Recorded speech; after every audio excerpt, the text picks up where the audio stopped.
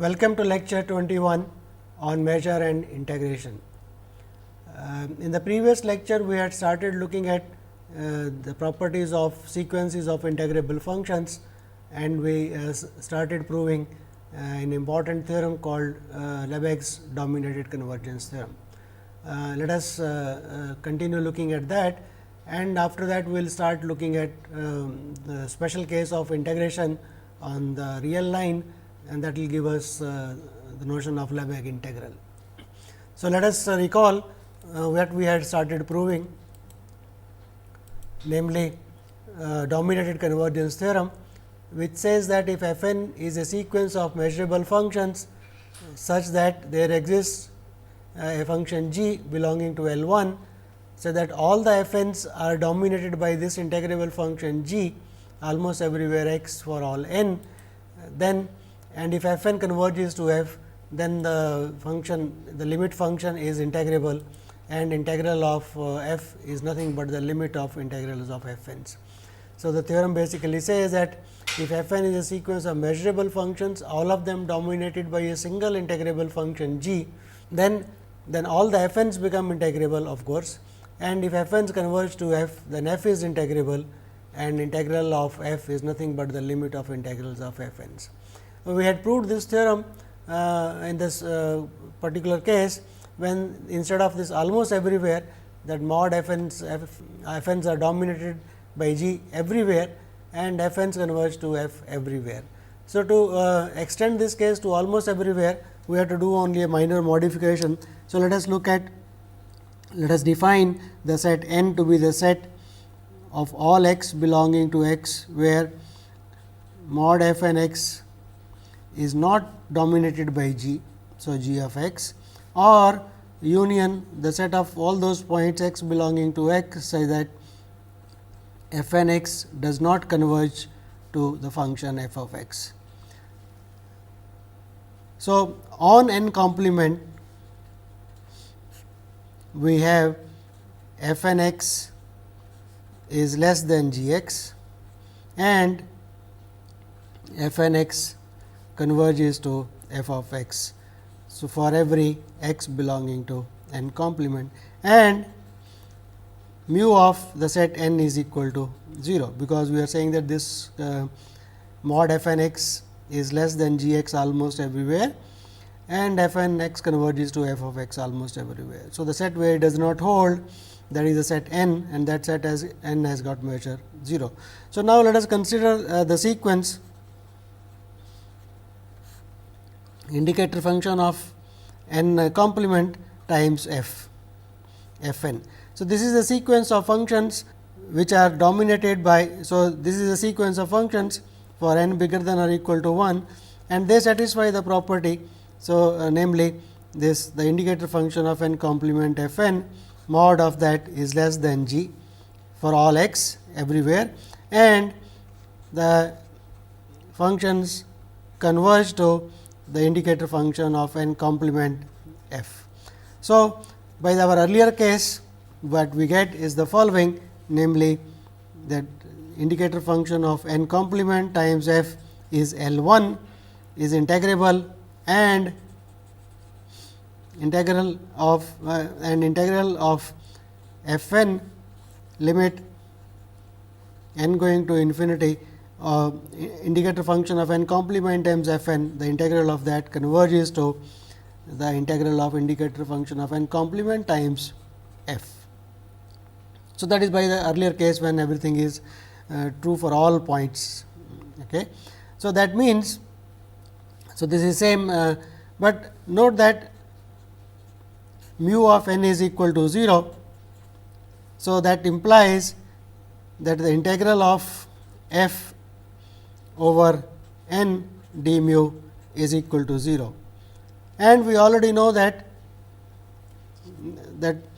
on n complement f is integrable.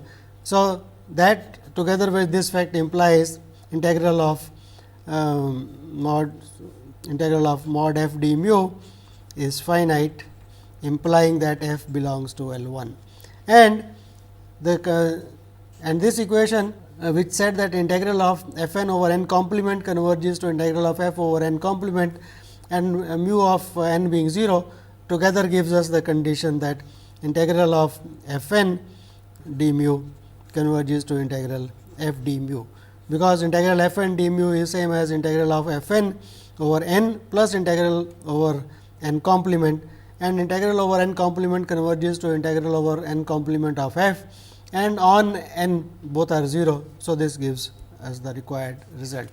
So, that is how from almost everywhere conditions are deduced from the fact that something holds everywhere. So, this dominated convergence theorem holds for whenever the sequence f n is dominated by G and f n converges to f almost everywhere, then f limit function is integrable and integral f converges to integral of f n. So, as I said, this is one of the important theorems which helps us to interchange the limit and the integral sign. Let us look at some more minor modifications of this theorem. Okay, one thing more, we can even deduce that integral of mod f n minus f d mu also converges to 0. So, to deduce that part, we just have to observe that mod f n minus f is less than or equal to twice of G, and mod f n minus f goes to 0.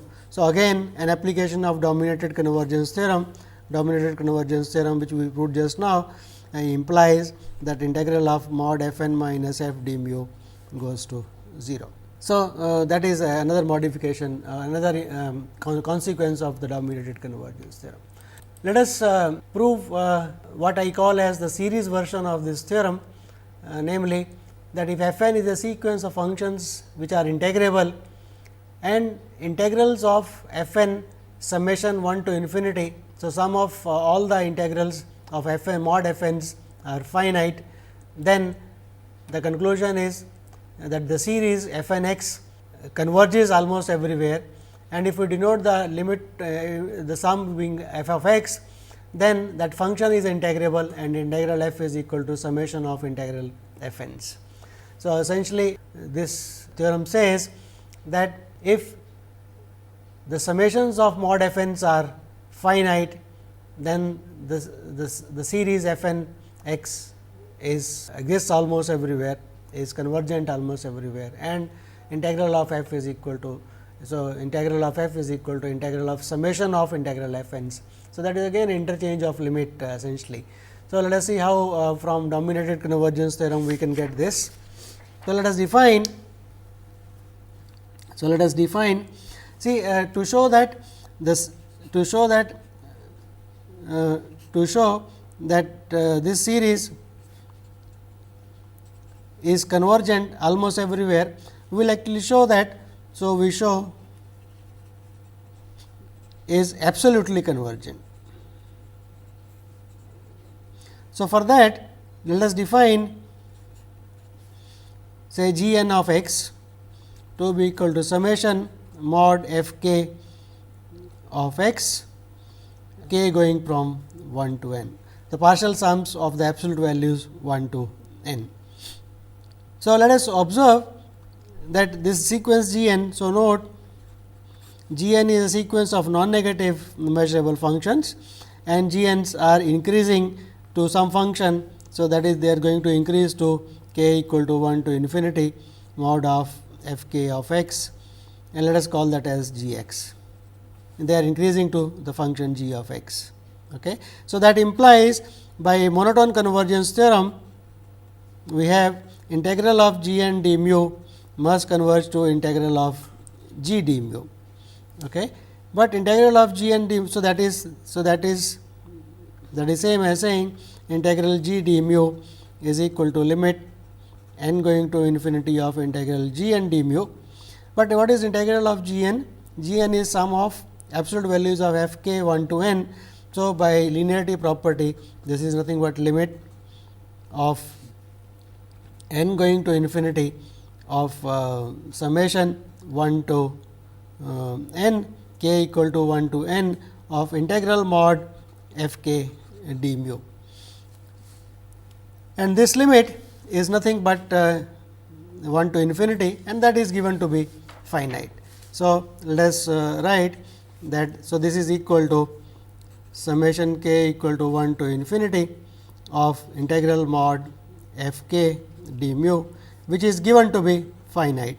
So, hence what we get is thus g is integrable, g belongs to g is a integrable function. So, saying that g is integrable implies, recall that if a function is integrable and g is a non-negative function. So, g of x is finite almost everywhere, that is non-negative function which is a integrable function must be finite almost everywhere. So, we get that g is finite almost everywhere, and what is the function g? G is nothing but, so g is nothing but the limit of the absolute values of f k x. So, that means that proves that the series. So, hence sigma k equal to 1 to infinity mod f k of x is finite almost everywhere x. Okay. And once a series is absolutely convergent, it is also convergent. So, that implies that sigma k equal to 1 to infinity f k x is finite for almost everywhere x. So, let us denote this limit by f of x. So, this is f of x, and so as observed earlier. So, note, so f of x, we can write also f of x as the limit n going to infinity of summation k equal to 1 to n f k x. Okay. And if these functions are called as something, say f n, phi n, then note that mod phi n, if we call this as phi n, then what is mod phi n? Mod phi n is absolute value of 1 to n f k x, absolute value of that, and that is less than or equal to summation 1 to n mod of f k 1 to n, and that is nothing but our g n, which is less than or equal to g. So, all so this partial sums which we have called as phi n's are all dominated by g, and phi n's converge to f. So, by dominated convergence theorem. So, what we have got is, so we have got, so all the phi n's are less than or equal to g, and phi n's converge to f almost everywhere. So, that implies by dominated convergence theorem that integral of phi n's d mu must converge to integral of f d mu. But this is nothing but this phi n, this is what we called as phi n, that is summation 1 to n. So, this is nothing but summation of 1 to n of integral k equal to 1 to n of integral f k d mu must converge to integral f d mu, and that is same as saying that integral f d mu is equal to summation k equal to 1 to infinity integral f k d mu. So, that proves the theorem, namely, if f k is a sequence of functions which are integrable and the sum of the integrals is finite, then the series f n x n 1 to infinity itself is convergent almost everywhere, and the limit function is integrable, and integral of the limit function is equal to summation of integrals of f n's. So, this will refer to as the series version of dominated convergence theorem. There is another interpretation of the dominated convergence theorem when the underlying measure space is a finite measure space. Then one has that if x s mu is a finite measure space and f n is a sequence of measurable functions, so that all of them are dominated by a single constant m almost everywhere, and f n x converges to f of x, then integral f n's converge to integral f. Okay. So, this is a particular case of dominated convergence theorem when the underlying measure space is the finite measure space. And the only thing to observe here is that because let us see how does this follow from our is a dominated convergence theorem. So, we are given that mod f n x is less than or equal to m for almost everywhere x. Okay. So, now look at this. So, look at the constant function m. So, look at the function g of x, which is equal to m for every x belonging to x. So, the constant function is measurable. So, note that g is a non-negative measurable function, because it is constant function. Note that, so its integral g d mu is equal to integral the constant function m d mu, and that is equal to m times the measure of the whole space x, which is finite. So, what we are saying is, on finite measure spaces a constant function is always integrable. So, implies g is L 1. So, f n x bounded by m. Okay. So, that is the constant function, and that is an integrable function. Once we have that, and f n x converges to f of x almost everywhere. So, now by dominated convergence theorem is applicable, and that implies integral f d mu is equal to integral f n d mu, limit n going to infinity. So, the main thing is, on finite measure spaces a constant function becomes integrable because of this reason. So, this is what is called bounded convergence theorem, and it is quite useful when underlying measure space is a finite measure space. So, let us look at what we have proved till now. We have looked at the space of integrable functions and proved linearity property, and an important theorem called dominated convergence theorem. So, if you recall, for non-negative measurable functions, we had two theorems. One was monotone convergence theorem, namely that was the theorem when f n is a sequence of non-negative measurable functions increasing to a function f, then integral of f is equal to limit of integral. So, that means, interchange of limit and integration is possible by monotone convergence theorem whenever the sequence f n is monotonically increasing and a sequence of non-negative measurable functions. The second theorem, which involved sequences of measurable functions, was again for non-negative measurable functions, and that was called Fatu's lemma. So, there we do not emphasize, we do not require that the sequence f n be non-negative and measurable. We only want the sequence f n to be a sequence of measurable non-negative measurable functions, then need not be increasing. So, for such a sequence, we had that integral of the limit inferior of the sequence f n is less than or equal to limit inferior of the integrals of f n. So, that was Fatu's lemma.